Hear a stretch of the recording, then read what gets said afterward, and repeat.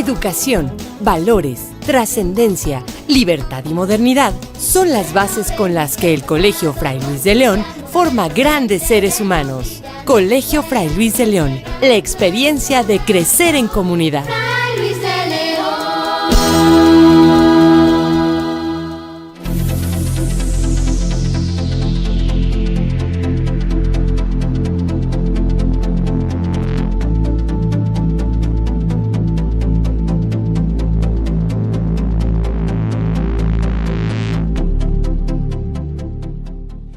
Saludos amigos, bienvenidos a Valores de Acero, un programa que se hace desde el Centro de Espiritualidad Agustino Recoleta, aquí en Querétaro, junto a las instalaciones del Colegio Fray Luis de León.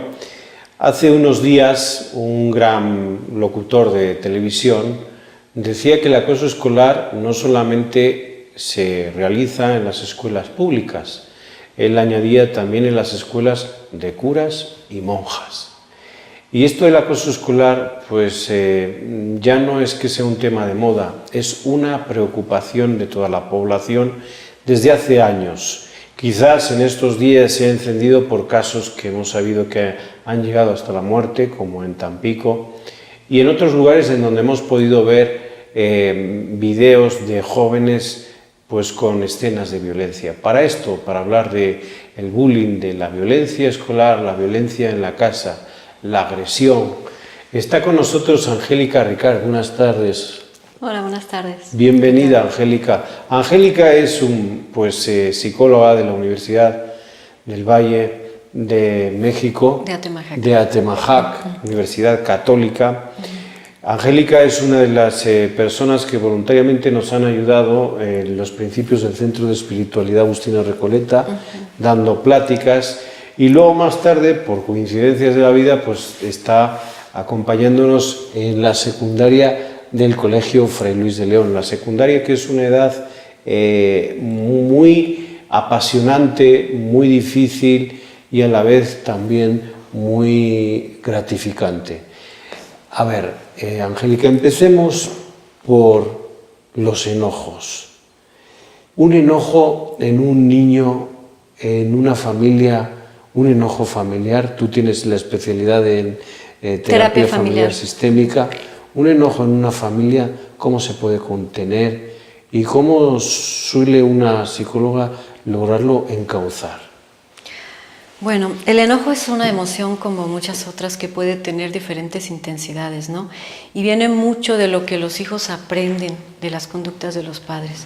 Aquí el manejar el enojo, yo creo que es un aspecto muy importante desde la reacción de los papás. El cómo se enojen los papás es lo que el chico va a aprender o la chica va a aprender desde la infancia, ¿no? Si esa familia está teniendo enojos muy descontrolados, pues también el chico va a buscar desahogar y a lo mejor de una manera inadecuada, ¿no? ¿Cómo puede ser un desahogar de una manera inadecuada? Vamos a explicárselo a todos aquellos que nos ven. Cuando la expresión de una emoción lastima a las personas y no permite que se encauce de una manera asertiva, entonces sí sería inadecuado, ¿no? Si se dan el tiempo, si aprenden a contener esa emoción y a expresar lo que realmente les está molestando, hay una oportunidad de resolver. Por ejemplo, que un chico fume, que un chico beba, o una chica, ¿no? Que empiece a fumar porro, marihuana. ¿Son estos comportamientos inadecuados o va más allá? Bueno, si un chico está buscando su bienestar y no lo encuentra en lo que tiene a la mano, que es la relación familiar, el acompañamiento de sus padres, la convivencia con sus iguales de una manera saludable, va a recaer en algo que sea destructivo, buscando llenar un vacío, ¿no? Manejar algo que no puede controlar. Y entonces estaría cayendo en, pues, no sé, en intimidaciones, en manejo de sustancias, en consumos. Porque se empieza así, pero luego se sigue con la violencia, ¿no? Sí, bueno, aunque el consumo de sustancias no es la única razón por lo que viene la violencia, ¿no? Muchas veces es un patrón aprendido en donde el desahogo, el desquite, la venganza, esa necesidad de sentirme importante, la encauzo y la consigo a través de lastimar o herir a otros. Es decir, que vamos a esto. Del enojo vamos a la agresión. El que agrede es porque le agreden en casa. El que agrede en la escuela le agreden en casa. Mucho tiene que ver ese manejo digamos, de la intimidación, la impotencia que el chico siente. Algo le está afectando. O sea, cuando vemos bullying, vemos el agresor y la víctima. Y casi siempre nos enfocamos a que el que está sufriendo es la víctima. Sin embargo, el agresor tiene fuertes problemas de autoestima, de seguridad, de vacío emocional, porque seguramente está sufriendo también o ha sufrido alguna vez agresión, humillación. Probablemente dentro del público que nos esté viendo, cuando decimos esta palabra bullying, pues ya suena como, se ha vuelto desgraciadamente como común, ¿no? Sí. Y el público que nos está viendo puede que tenga algún familiar con este tipo que está sufriendo este tipo de agresiones. ¿Tú qué le dirías en este momento a ese familiar y a ese, igual hasta muchacho que nos está viendo y está oyendo? ¿Qué le dirías tú en este momento a la cámara? Bueno, afortunadamente estamos ya teniendo más conocimiento de este fenómeno, que es un tipo de agresión, es un problema social, y pues todos aquellos que estén sufriendo esa situación, acérquense, busquen ayuda, porque se les puede escuchar y no se deben quedar callados. Hay algo que se puede hacer. A ver, vamos a hablar del agresor, si te parece. Vamos a hacerle como una tipología, ¿no? Pero una tipología no solamente del agresor, vamos al entorno. Sí. Estamos en una escuela, estamos en un salón, hay un agresor y unos agredidos. El agresor, ¿qué entorno familiar suele tener? Un entorno familiar en donde seguramente no hay tolerancia, en donde también contra él se ha ejercido la prepotencia y el abuso de poder, y para él es una necesidad reafirmar su autoestima, su imagen, ejerciendo ese poder de una manera sobre otros. Entonces es un chico que seguramente tenga problemas académicos, un chico que está buscando el reconocimiento del público que lo observa y que se queda callado. Esa es una parte muy importante.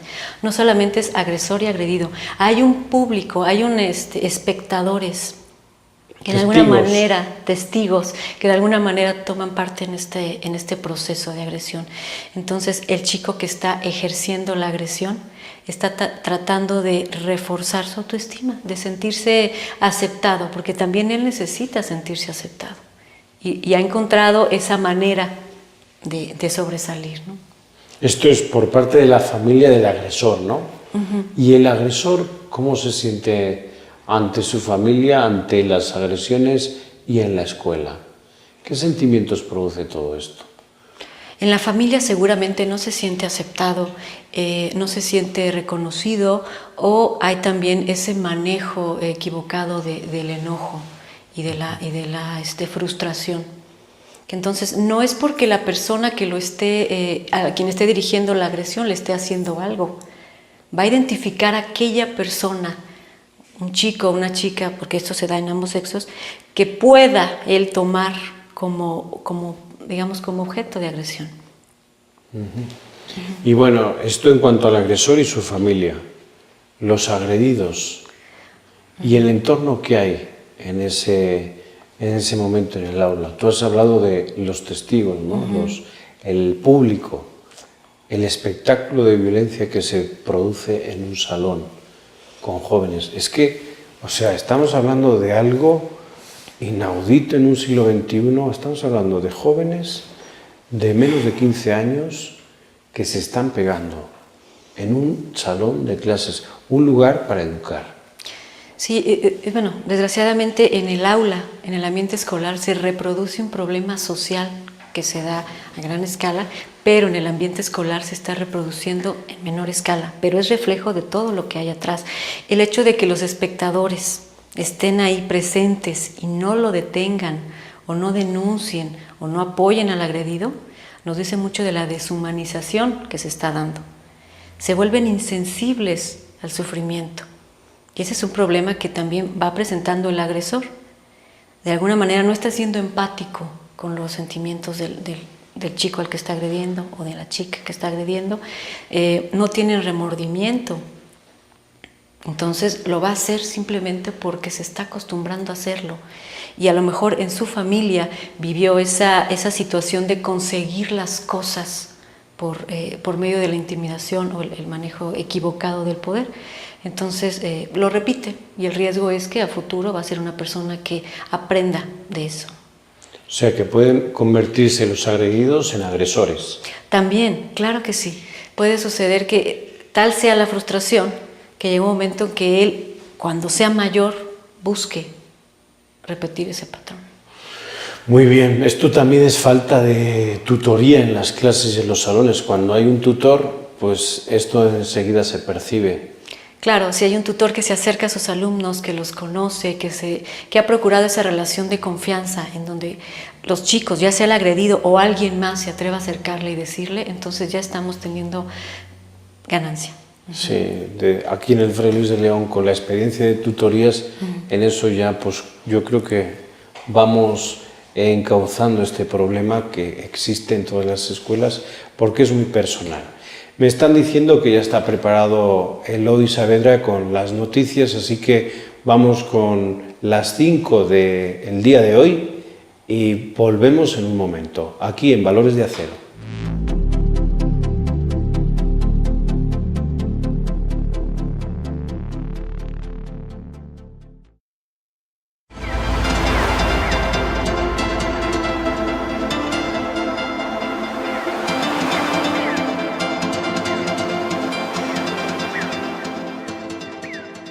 Deja que con nosotros tus hijos sean la diferencia. En el Colegio Fray Luis de León educamos con trascendencia, libertad, valores y modernidad para formar grandes seres humanos. Colegio Fray Luis de León, la experiencia de crecer en comunidad. Fray Luis de León.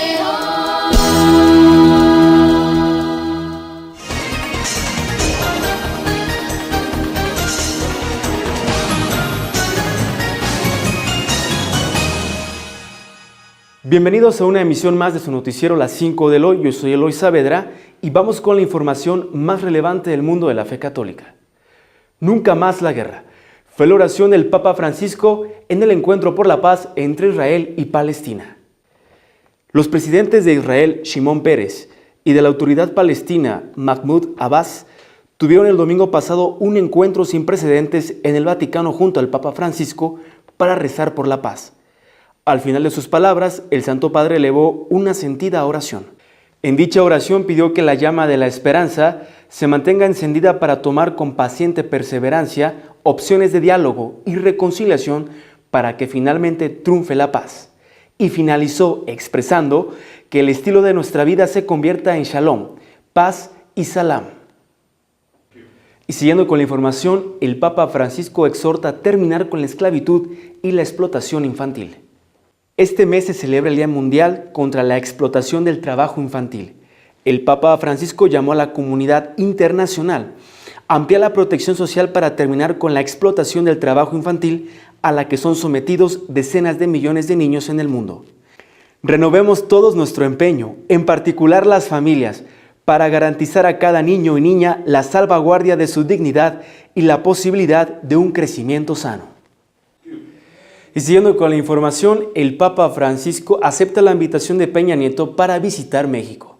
El presidente de la República, Enrique Peña Nieto, confirmó las intenciones de su santidad, el Papa Francisco, de visitar México en una próxima fecha, para hacer sentir el aprecio y el afecto que siente por nuestro país.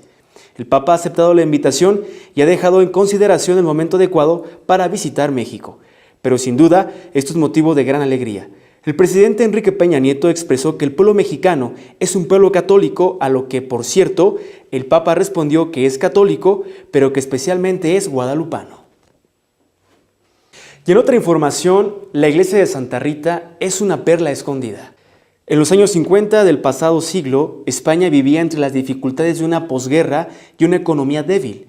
Nada de eso fue un óbice para que los agustinos recoletos apostaran por un proyecto innovador y decididamente comprometido con la cultura y el arte. El objetivo, fortalecer la proyección de su carisma en la sociedad. se embarcan en la construcción de la iglesia de Santa Rita en Madrid, capital del país. Y finalizando con la información, el curso de renovación para Asia profundiza en las nuevas constituciones de la orden.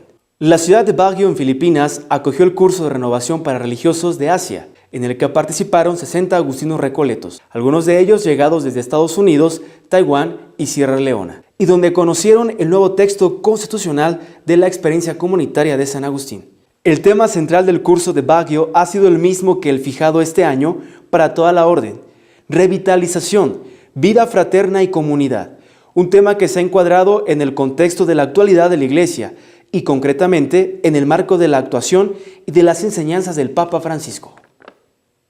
Hasta aquí la información más relevante del mundo de la fe católica. Queda usted muy bien informado. Recuerde escribirnos a nuestro correo las5noticias@cartn.com. Yo soy Eloy Saavedra. Bonito inicio de semana. Recuerde que estamos en un mes de puro fútbol y el Papa nos invita a vivirlo con alegría y con fraternidad. Regresamos con el Padre Javier a Valores de Acero.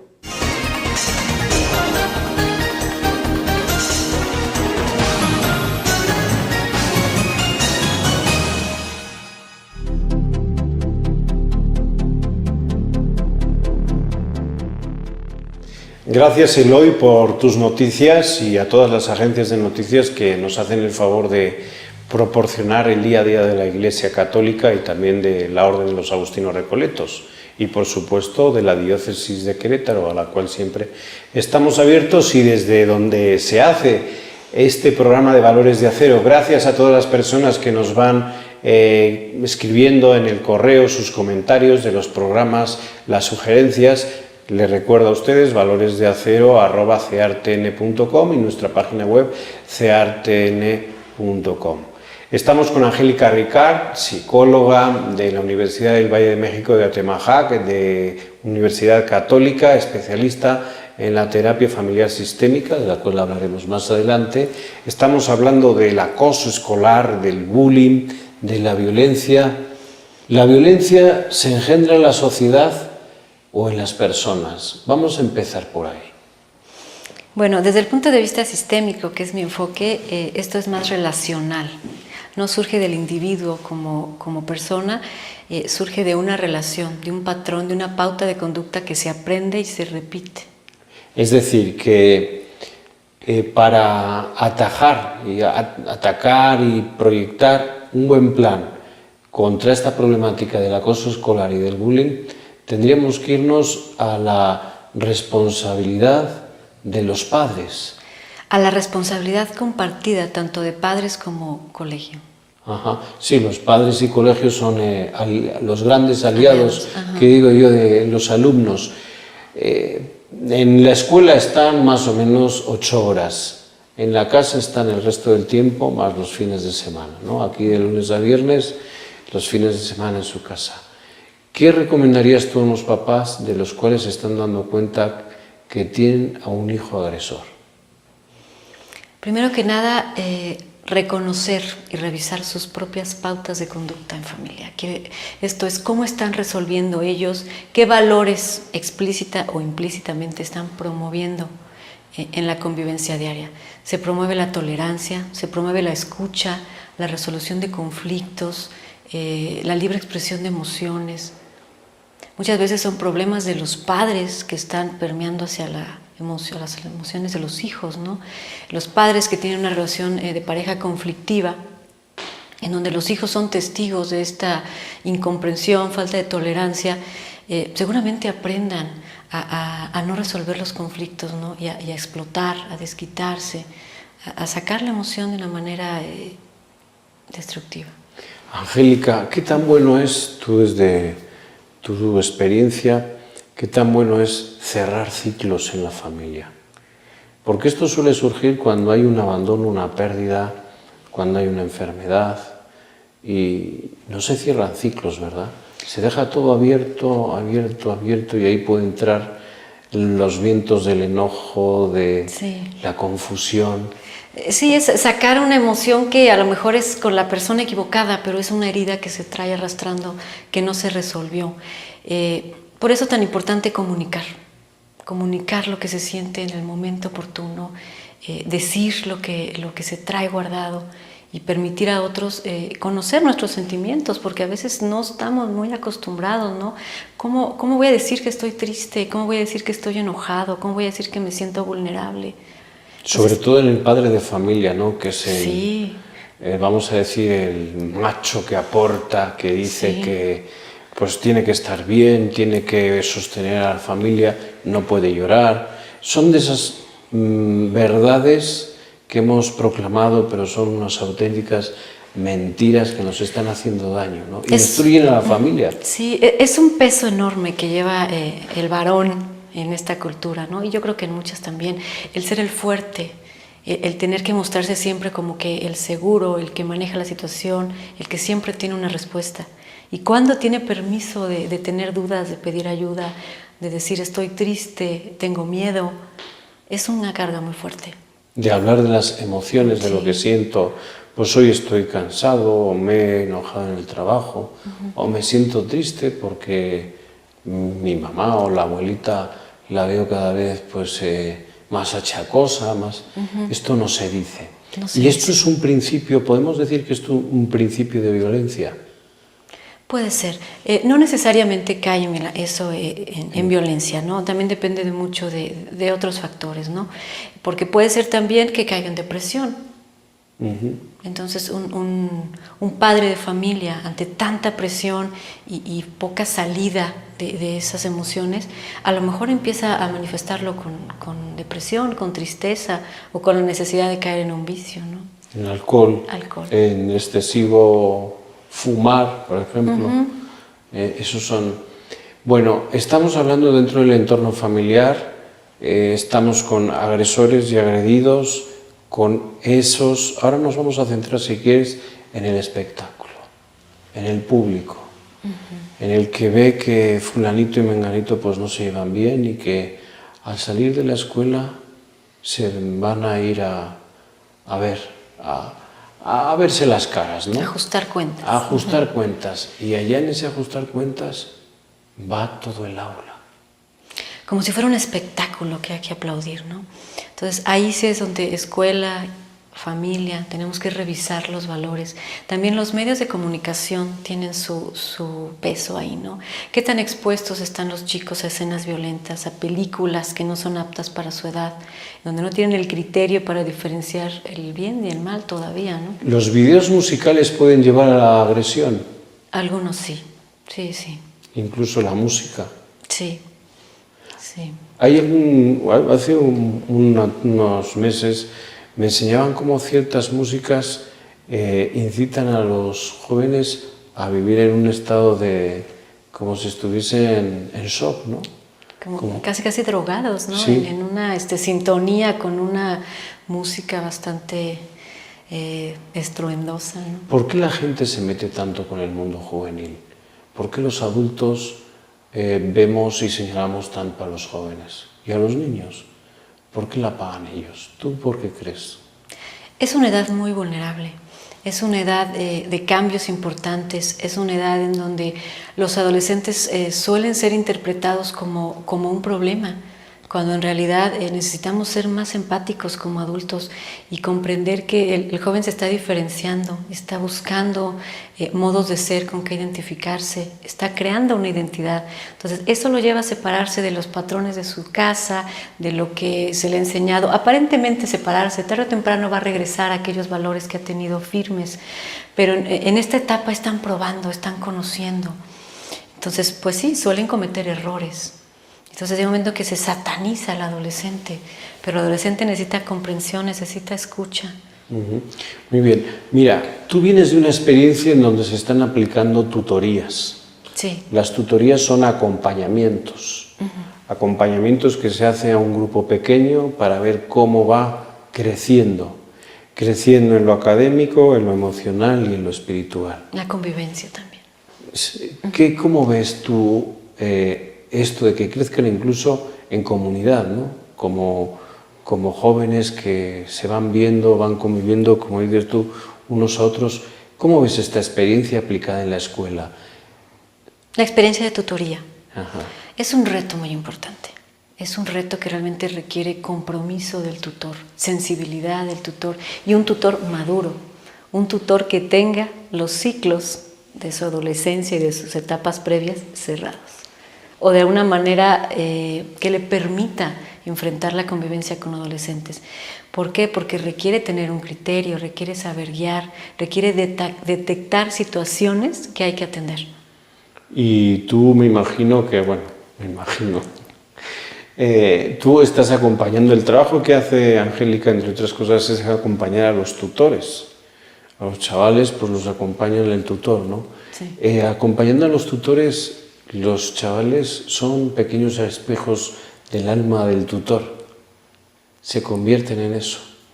Que te refieres a que el tutor de alguna manera influye en la dinámica de su grupo. Ajá. Sí, sí se nota.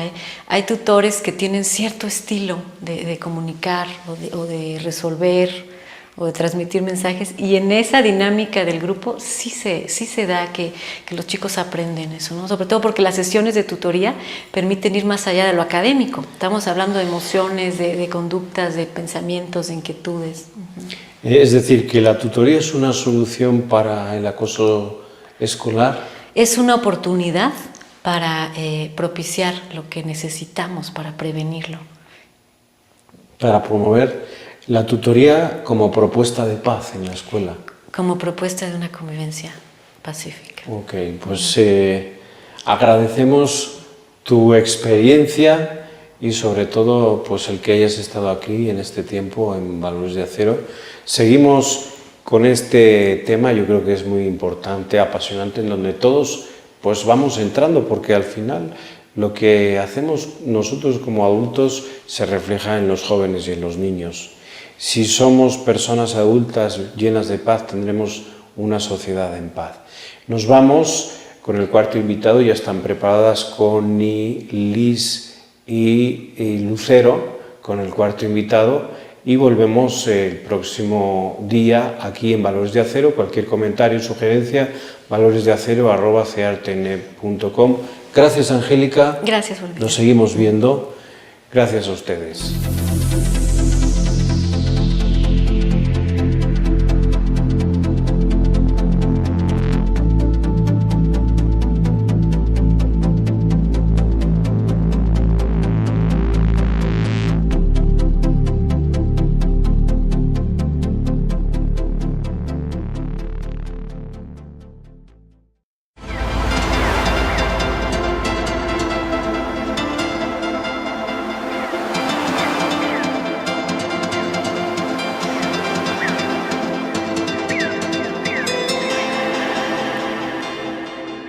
Deja que con nosotros tus hijos sean la diferencia. En el Colegio Fray Luis de León educamos con trascendencia, libertad, valores y modernidad para formar grandes seres humanos. Colegio Fray Luis de León, la experiencia de crecer en comunidad. Fray Luis de León.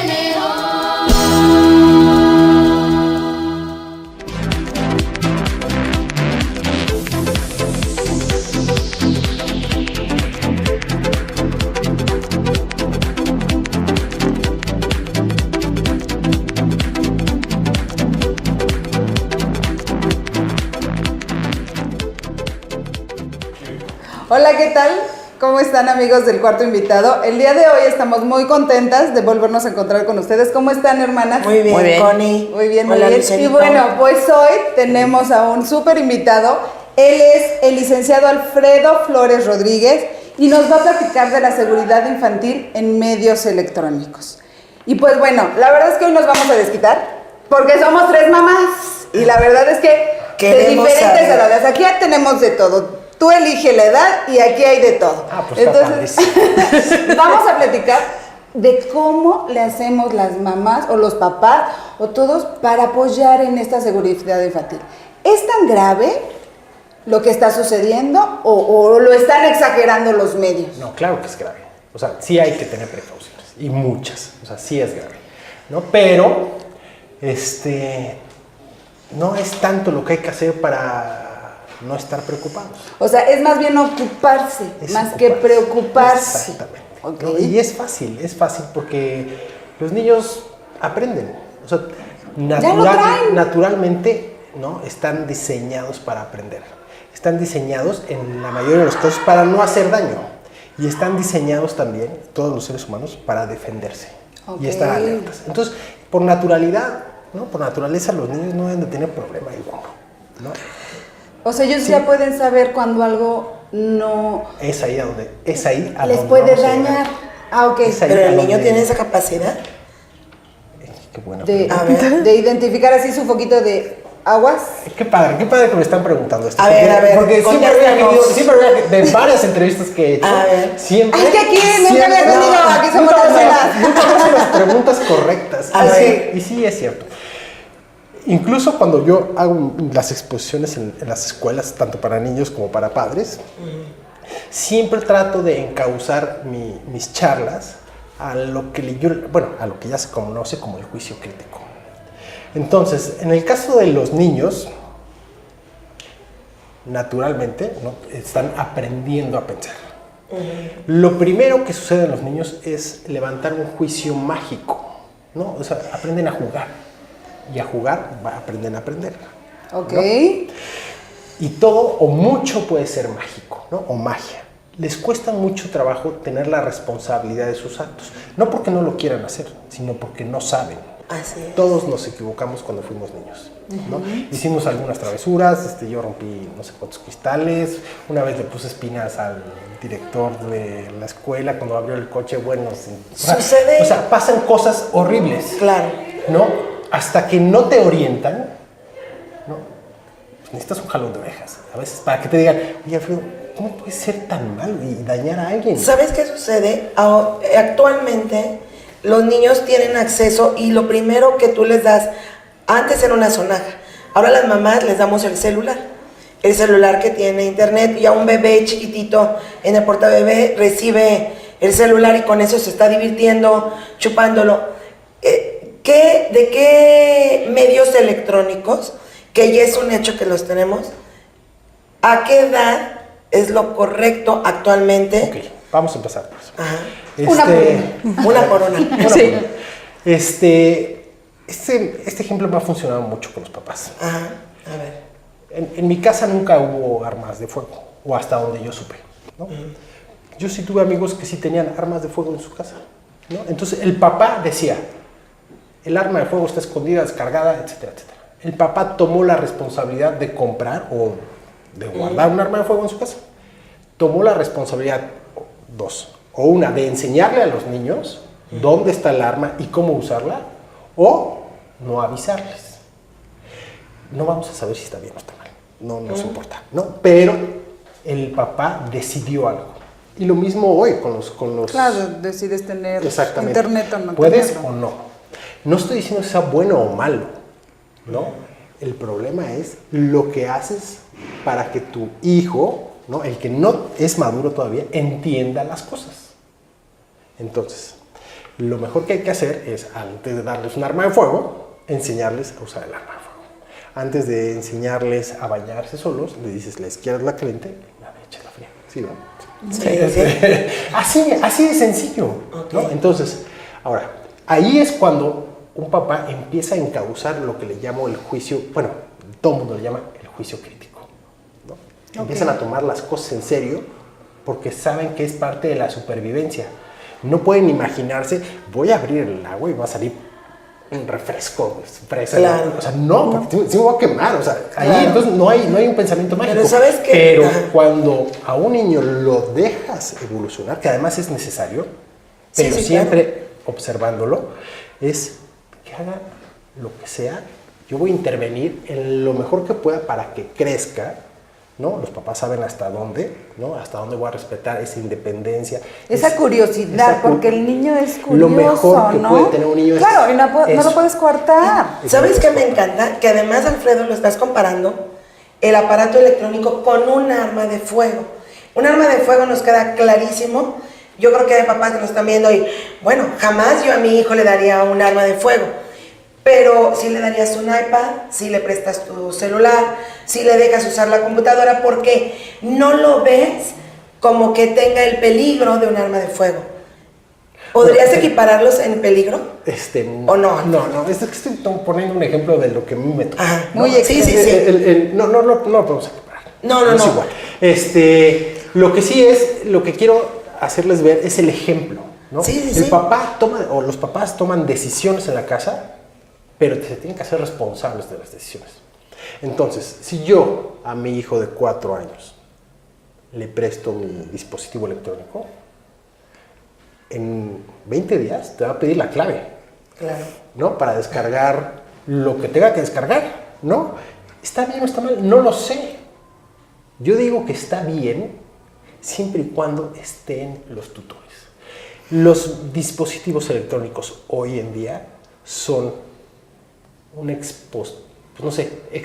Son cosas del día a día. No, es que no es eso, sino hacen que la velocidad en la que los niños aprendan sea exponencial. Claro. Entonces, y no podemos cerrar los ojos ante eso. exactamente. Y además no los puedes sacar de ahí, decir, No, él no va a no. usar, mi hijo no va a usar nada de La esto porque de alguna tecnología. Por eso- manera va a manejarlo, Por eso ¿no? hoy, ¿no? Las leyes.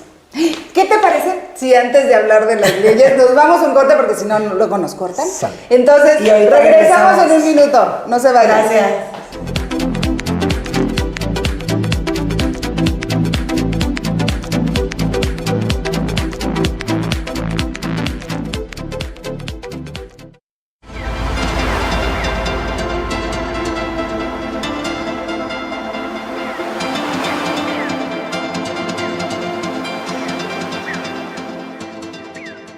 Deja que con nosotros tus hijos sean la diferencia. En el Colegio Fray Luis de León educamos con trascendencia, libertad, valores y modernidad para formar grandes seres humanos. Colegio Fray Luis de León, la experiencia de crecer en comunidad. Luis de León.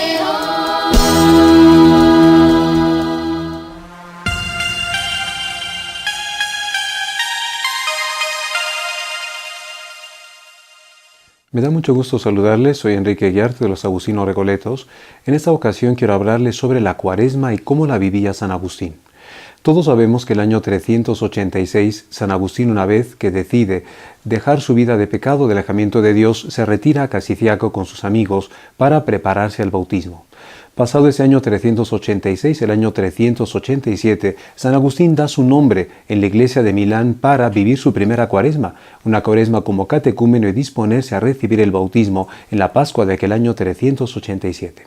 Vive por lo tanto San Agustín una primera cuaresma, siendo él protagonista de esta cuaresma y recibiendo el bautismo al final de esa cuaresma del año 387, la noche del 24 al 25 de abril de ese mismo año 387. Cuando él sea obispo, consciente de la importancia que tiene la cuaresma, invitará a sus fieles a ese encuentro con Jesucristo, señalando sobre todo que la cuaresma es un tiempo de conversión, dándose cuenta San Agustín que todos necesitamos dejar el hombre viejo para revestirnos de este hombre nuevo que es Jesucristo. Y la cuaresma en tiempo de San Agustín era un tiempo destinado particularmente y especialmente a aquellos que se preparaban para el bautismo. Todos estos catecúmenos, todas estas personas que deseaban abandonar su vida de pecado y unirse a la Iglesia Católica, vivían esos 40 días de preparación para la Pascua y para recibir el bautismo. Ciertamente la cuaresma en tiempo de San Agustín tenía rasgos mucho más duros, rasgos distintos a los que tiene para hoy nosotros la cuaresma. Hoy la cuaresma nosotros la vivimos todos los creyentes, pero en tiempo de San Agustín era un tiempo particular dedicado a aquellos que se disponían para recibir el bautismo. Un tiempo marcado sobre todo por 3 elementos. En primer lugar, por la penitencia, las penitencias y los ayunos que ayudaban a aquellos que se preparaban para el bautismo a purificarse. En segundo lugar, el elemento de la purificación, el elemento donde ellos tenían que realizar diferentes prácticas marcadas, entre otras cosas, por una palabra que para nosotros hoy suena sumamente fuerte y rara, como son los exorcismos. ¿En qué consistían estos exorcismos en tiempos de San Agustín? Eran oraciones que el sacerdote o el obispo hacía sobre los catecúmenos para pedir a Dios que realmente los corazones de estas personas quedaran libres de cualquier otra cosa que no fuera Dios y que pudieran recibir la presencia de Dios. Y el último elemento importante durante la cuaresma en tiempo de San Agustín era la formación intelectual. Ellos tenían que aprender diferentes oraciones y particularmente el Padre Nuestro y el Credo. El Credo de la Iglesia Católica que cada una de las personas que se tenía que bautizar tenía después que repetir de memoria para manifestar su adhesión plena a la Iglesia Católica. Todos ellos terminado el periodo de la Cuaresma, con esas penitencias, purificaciones, esta formación intelectual, recibían el bautismo que era distinto a como nosotros lo recibimos hoy. Nosotros hoy el bautismo generalmente lo administramos derramando el agua en la cabeza de las personas. Ellos, como le tocó a San Agustín, tenían que sumergirse en una alberca donde se simbolizaba la muerte al pecado, la muerte al mundo, para renacer en Dios. Eran sumergidos 3 veces en esas albercas para significar que eran bautizados en el nombre del Padre, del Hijo y del Espíritu Santo. Por lo tanto, la Cuaresma era un tiempo fundamentalmente de purificación, un tiempo que preparaba para el bautismo, y a nosotros hoy San Agustín nos recordaría la importancia que tiene nuestro bautismo. Cada uno de nosotros, al recibir el bautismo, igual que sucedió con él, nos hemos revestido de Cristo y tenemos una invitación para vivir en santidad. Soy Enrique Yarte de los Agustinos Recoletos y me ha dado mucho gusto estar con ustedes.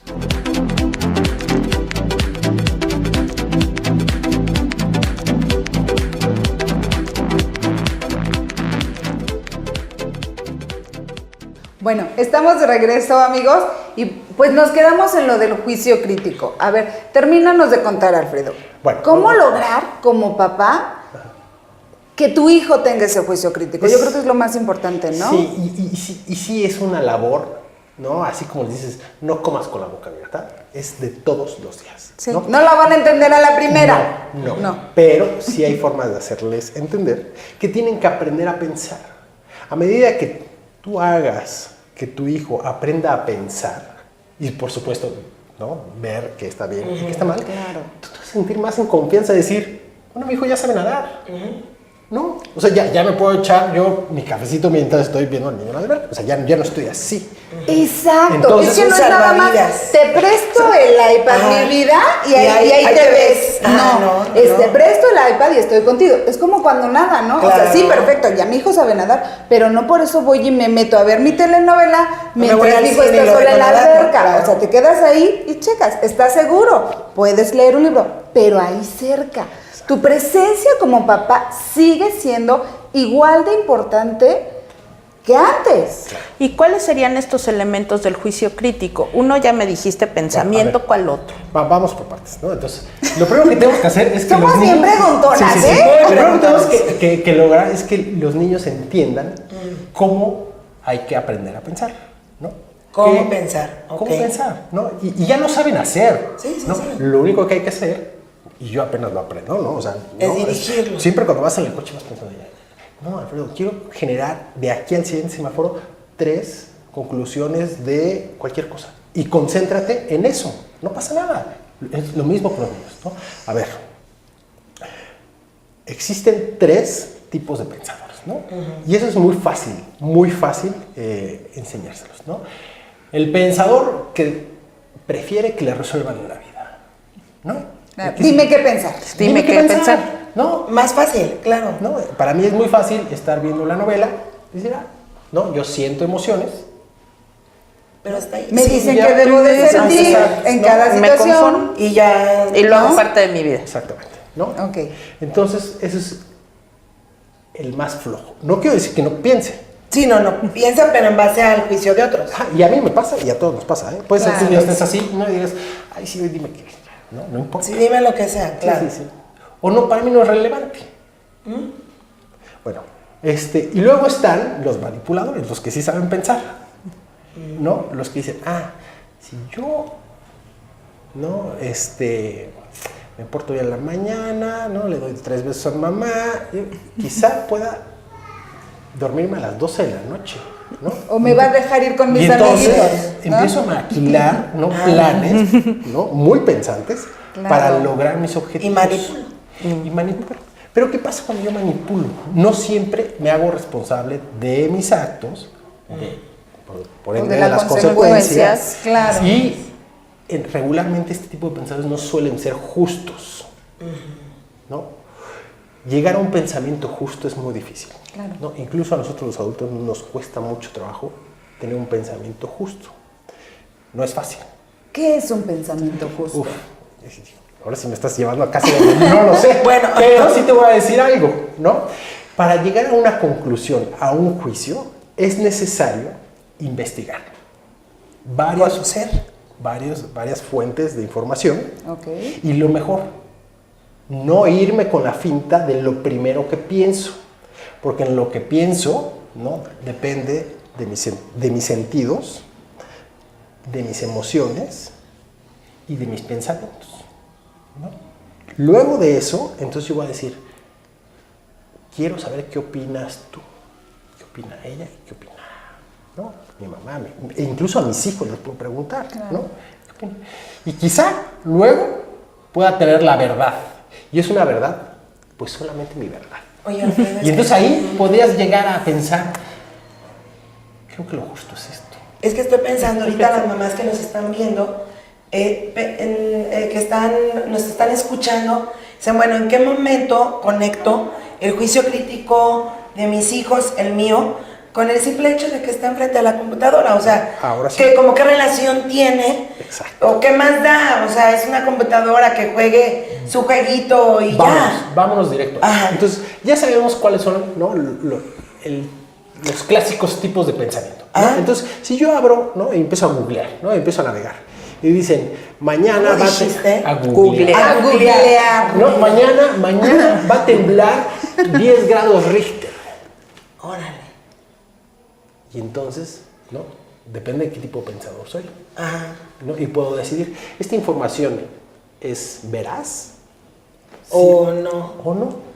O depende de quién me la esté dando, claro, ¿no? o le investigo. ¿Quién me la está? Y lo que puedo hacer es, entonces, de ahí sale tu accionar. A partir de la decisión que tú tomes, resulta un accionar. Exactamente.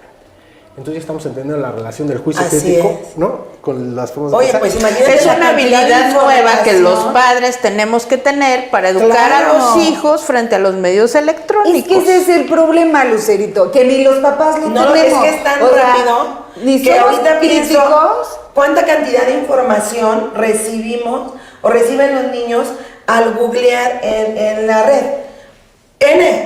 O sea, constantemente deben estar emitiendo juicios y discerniendo hacia dónde lo voy a llevar y en qué me afecta y en qué no. Pero si el niño va solo, pues ¿qué puede hacer? ¿Se bloquea? ¿O qué hace ante tanta información? Entonces, pasan varias cosas, ¿no? Lo primero que tenemos que hacer es tener confianza como tutores, ¿no? Tutores me refiero a maestros, padres, incluso autoridades, ¿no? Entonces, si existen las herramientas para que los niños puedan crecer en un ambiente, ¿no?, donde ellos puedan desarrollar todo ese cúmulo de preguntas que se pueden hacer en la vida, ¿no?, desde los mágicos hasta los no mágicos, ¿no? Entonces, si tienen herramientas para contestarse a sí mismo, entonces podríamos empezar a estar un poquito más tranquilos, siempre y cuando les enseñemos o tengan un ambiente que sepan distinguir qué es verdad y qué es mentira. Entonces, un niño empieza a navegar en la red. Dice, mañana va a temblar 10 grados Richter. Mamá, mañana va a haber un terremoto. ¿Dónde lo leíste? Aquí lo leí en internet, aquí dice. Mira, sí dice. ¿Y todo lo que lees es verdad? Bueno, ¿tú sabes lo que son 10 grados Richter? No, bueno, pues por ahí podemos empezar, ¿no? Un temblor. 10 grados Richter es un terremoto, mijo, o sea, ¿no? Y además ya se acabó el país. Y no conozco a alguien que pueda, ¿no?, anticipar un terremoto de esa magnitud. Con tal seguridad. Va a temblar un día 10 grados Richter. Pues puede ser. Puede ser que sí, pero así con la precisión de mañana. Sí, no. Exactamente. Entonces, lo mejor que puede pasar es a los niños menores. Yo siempre recomiendo que los niños menores de 15 años siempre estén observados por los papás. Okay. Mientras estén expuestos a este tipo de información que no siempre es correcta. Y entonces, no tanto para que estén sobre ellos, sino para que puedan estar en el momento que exista alguna duda, ¿no? Yo he visto cosas horribles, ¿no?, y las entiendo. Hay cosas que veo y no las entiendo todavía. O sea, ¿cómo alguien se atrevió a hacer eso? Y eres un adulto. Yo hay películas que no puedo ver, que sé que no son para mí. Claro. Pero digo, no, yo eso no lo quiero ver. O sea, ¿por qué voy a ver, ¿no?, cosas que a mí me cuesta desagradan. trabajo, ¿no? O sea, todo lo que son fantasmas, yo digo, mejor no las veo, ¿no? Pero ¿sabes cuál es el problema? Que los chavos ahorita, no, y los niños desde pequeños, creen que pueden ver absolutamente todo, saber de absolutamente todo. Pero no es que ellos ¿Y por lo qué crean, no? es que los papás lo permitimos. O sea, ese es realmente el problema, ¿no, Alfredo? Es el mismo ejemplo de la alberca, lo dijiste bien. Yo voy a cambiar el ejemplo de la pistola. De la pistola. Por el de la alberca. Tal Ok. cual. Bueno, y luego está, o sea, esa es una de las recomendaciones básicas, ¿no? Que siempre, si se puede, el dispositivo esté en un lugar, pues, común, ¿no? Que no sea como Donde de no uso sienta particular estar ahí, pero que del sí niño. el niño sienta que pueda estar observado, Ok. ¿no? Y de vez en cuando pasar y... Que estás Sí. viendo, que la viendo, Y otra ¿Sabes cosa qué? que no, dicen, no tanto por estarlo viendo como dice Alfredo, sino para que de alguna manera, si en ese momento, porque siempre, aunque se metan Ah, sí. a una página de pingüinos, Ah, sí. algo sale, ¿no? Y tengan una duda y puedan acercarse a sus padres o a algún adulto a preguntarle, oye, ¿por qué es sale esto? ¿Qué es esto? Y además tener nosotros como La papás confianza. la confianza y la seguridad de decirle, pues es esto, mi vida. Y que va de... Y no, o sea, y busquemos Y otra así cosa es. porque son... Y Claro. está bien decirles, no es para tu edad, no es el momento, no, no. Porque ahora la psicología infantil es, no se le puede decir no al niño. Bueno, ahorita es necesario. Corre. Dilo. Es que es muy largo. Pero es que los papás tenemos que entender a los niños. O sea, nosotros empezamos a vivir lo que es los medios electrónicos. No sé, bueno, no decimos edades, pero... De prepa para acá. No digamos el ahí, primer, años. no, el primer teléfono que donde no podías mandar mensajes, que yo conocí, que era portátil, es decir, un celular, ¿no? Yo tenía, pues, ¿qué? 20 años, yo creo, ¿no? ¿No? Sí, 25, Y entonces, pues era, o sea... Claro. Yo, los Alfredo, niños... vamos a tener otro programa junto contigo. Amigos, nos vamos. Gracias por Pero acompañarnos. recuerden, esto es obligación de nosotros, no de los niños. Nos vemos. Nos vemos. Bye. Hasta luego. Hasta luego. Bye.